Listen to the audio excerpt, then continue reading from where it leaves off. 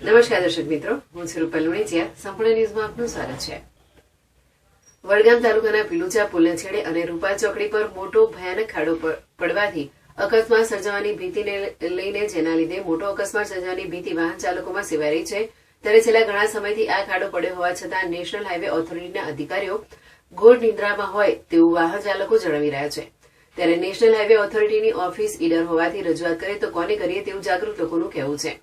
હિંમતનગરથી લઈ ખેરાલુ અને વડગામ તાલુકાના કુદરામથી તાલુકા મથક વડગામ અને છેક મેરવાડા સુધી નેશનલ હાઈવે 58 પસાર થાય છે. ત્યારે પીલુચા નજીક આવેલા પુલના છેડે અને રૂપા ચોકડી પર મોટો ભયાનક ખાડો પડ્યો છે અને આ સિવાય આ રોડના હાઈવે પરથી સાઈડો તૂટી જવા પામી છે.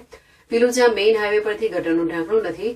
વડગામમાં મગરવાડા ચોકડીથી લઈ છેક બીજા છેડે સુધી રોડની હાલત ભંગાર છે, તો કેટલીક જગ્યાએ રોડ પર પડેલા ખાડામાં ડામર નાખવાથી અકસ્માત સર્જાય તેવા બમ્પ થઈ ગયા છે, જેના લીધે વારંવાર આ રોડ પર નાના મોટા અકસ્માતો સર્જાય છે અને વાહન ચાલકો ભારે પરેશાની ભોગવી રહ્યા છે. તેમ છતાં આ નેશનલ હાઈવે ઓથોરિટીના અધિકારીઓ ઘોર નિંદ્રામાં હોય તેવું વાહન ચાલકો અને જાગૃત લોકો જણાવી રહ્યા છે.